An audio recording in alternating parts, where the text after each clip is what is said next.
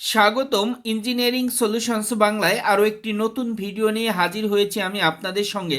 আজকের ভিডিও শেষে আমরা জানতে পারবো এবং শিখতে পারবো বাসাবাড়িতে আমরা যে সার্কিট ব্রেকারগুলো ব্যবহার করি, এই সার্কিট ব্রেকার কি আমাদের জীবনের নিরাপত্তা দিতে পারে, আমাদের কি সার্কিট ব্রেকার জীবন বাঁচাতে পারে। বৈদ্যুতিক শর্ট সার্কিট থেকে বাঁচতে আমরা বিভিন্ন ধরনের সার্কিট ব্রেকার ব্যবহার করি, কিন্তু বৈদ্যুতিক শক থেকে বাঁচতে আমরা কোন সার্কিট ব্রেকার ব্যবহার করব?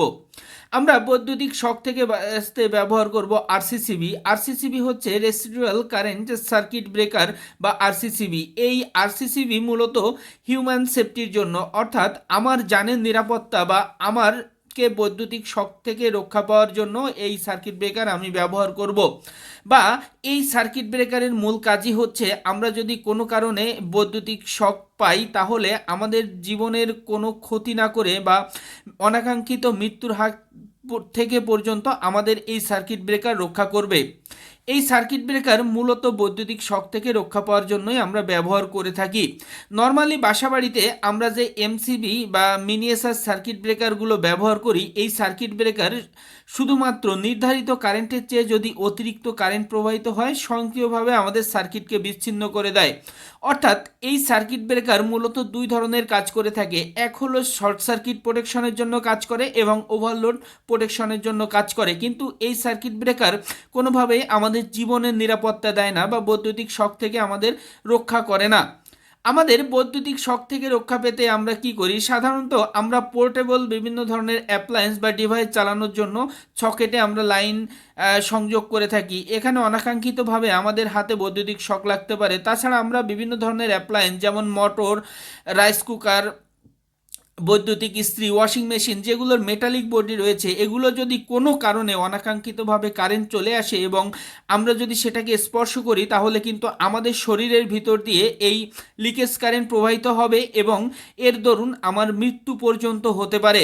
আমরা উদাহরণ হিসেবে এখানে দেখিয়েছি একটি বৈদ্যুতিক আয়রন। এই আয়রনের বডিতে কোনো কারণে যদি বৈদ্যুতিক লিকেজ কারেন্ট প্রবাহিত হয় এবং আমি যদি সেটাকে স্পর্শ করি তাহলে কিন্তু আমার মৃত্যু পর্যন্ত ঘটতে পারে। নর্মালি এখন শীতের দিনে আমরা বেশিরভাগই গিজার ব্যবহার করি এবং এই গিজার দিয়ে যেহেতু গরম পানি প্রবাহিত হয় এবং সরাসরি লাইন থাকা অবস্থায় যদি আমরা গরম পানি ব্যবহার করি, কোনো কারণে যদি এই গিজারে লিকেজ কারেন্ট প্রবাহিত হয় তাহলে পানির মাধ্যমে কিন্তু আমাদের শরীরে লিকেজ কারেন্টটি চলে আসবে। দেখেন এখানে আমি মিলি অ্যাম্পিয়ারের একটি ক্যালকুলেশন দেখিয়েছি, যেখানে আমাদের যদি 1 অ্যাম্পিয়ার প্রবাহিত হয় তাহলে কিন্তু আমরা ইলেকট্রিক্যাল একটা সেন্স পাই, এবং আমাদের যদি 3 মিলি অ্যাম্পিয়ার প্রবাহিত হয় বাচ্চাদের জন্য তাহলে কিন্তু সেটা ক্ষতিকারক, এবং আমাদের অ্যাডাল্টের জন্য 5 মিলি অ্যাম্পিয়ার অনেক ক্ষতিকারক। যদি 100 অ্যাম্পিয়ার পর্যন্ত প্রবাহিত হয় তাহলে আমাদের হার্টের যে বিট এটি স্টপ হয়ে যেতে পারে, এবং আমাদের 300 মিলি অ্যাম্পিয়ার যদি শরীরের ভিতর দিয়ে প্রবাহিত হয় তাহলে কিন্তু আমাদের শ্বাস প্রশ্বাস বন্ধ হতে পারে। যেটা আমরা বাসাবাড়িতে সার্কিট ব্রেকার ব্যবহার করি এমসিবি, এই সার্কিট ব্রেকার কিন্তু আমাদের প্রোটেকশন দেয় না। এই সার্কিট ব্রেকার শুধুমাত্র শর্ট সার্কিট এবং ওভারলোড প্রোটেকশনের জন্য আমরা ব্যবহার করে থাকি। অর্থাৎ আমাদের শরীরের ভিতর দিয়ে যদি অনাকাঙ্ক্ষিত কারেন্ট প্রবাহিত হয় বা লিকেজ কারেন্ট প্রবাহিত হয় তাহলে কিন্তু আমাদের সেফটি দিবে না। দেখেন বাচ্চারা সাধারণত কৌতূহল প্রিয় হয়ে থাকে। সাধারণত বাচ্চাদের হাত থেকে রক্ষা করার জন্য বৈদ্যুতিক কারেন্টের হাত থেকে আমরা এই আরসিসিবি ব্যবহার করতে পারি। আমরা এই আরসিসিবি কিভাবে নির্বাচন করব? আরসিসিবি নির্বাচনের জন্য আমাদের বাসার total light, fan, TV, fridge, rice cooker, Blender, washing machine ইত্যাদির টোটাল যে লোড, এখানে আমি লোড হিসাব করেছি 4600 ওয়াট। অর্থাৎ আমরা যদি কারেন্ট বের করতে চাই তাহলে আমাদের বাসাবাড়ির সরবরাহ ভোল্টেজকে যদি এবং পাওয়ার ফ্যাক্টর দিয়ে ভাগ করি তাহলে আমরা পাচ্ছি 25 অ্যাম্পিয়ার। এক্সট্রা হিসেবে আমরা 25 অ্যাম্পিয়ারের 1.25 এক্সট্রা অর্থাৎ 31 অর্থাৎ 32 অ্যাম্পিয়ার সার্কিট ব্রেকার আমরা ব্যবহার করতে পারি এমডিবিতে মেইন সার্কিট ব্রেকার হিসেবে, এবং আমরা আরসিসিবিও সেম রেটিংয়ের 32 অ্যাম্পিয়ারই ব্যবহার করব। এখন আরসিসিবির সাধারণত 2টি অ্যাম্পিয়ার রেটিং হয়ে থাকে। একটি রেটিংকে আমরা বলি নর্মাল অ্যাম্পিয়ার রেটিং, যেটি 63 অ্যাম্পিয়ার। আপনারা চিত্রে দেখতে পাচ্ছেন যে 63 অ্যাম্পিয়ার এটা হচ্ছে রেটেড কারেন্ট বা সর্বোচ্চ এই 63 অ্যাম্পিয়ার পর্যন্ত এই সার্কিট ব্রেকার দিয়ে প্রবাহিত হতে পারবে। এবং আরেকটি হচ্ছে সেন্সিটিভিটি অ্যাম্পিয়ার রেটিং, বা আমার এই লিকেজ কারেন্ট হচ্ছে এই সেন্সিটিভিটি অ্যাম্পিয়ার রেটিং, এটি হচ্ছে 30 মিলি অ্যাম্পিয়ার। বাসাবাড়ির জন্য এটি সাফিসিয়েন্ট, বা আমরা সর্বোচ্চ 30 মিলি অ্যাম্পিয়ার পর্যন্ত সার্কিট ব্রেকার ব্যবহার করব আরসিসিবির জন্য।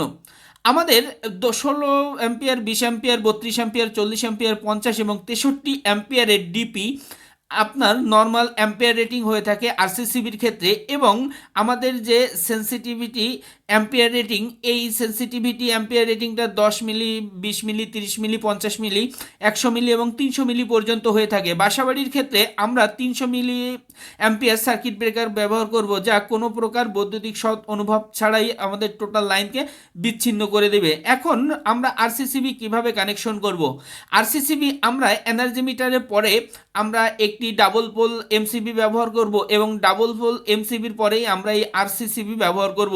আরসিসিবিকে আরসিডি, আরসিবি, আরসিবিও নামেও কখনো কখনো প্রকাশ করা হয়ে থাকে। আশা করি আজকের ভিডিওটি ভালো লেগেছে। যদি ভিডিওটি ভালো লেগে থাকে অবশ্যই লাইক, কমেন্ট এবং শেয়ার করবেন, এবং এখনও যদি নতুন হয়ে থাকেন অবশ্যই চ্যানেলটি সাবস্ক্রাইব করবেন।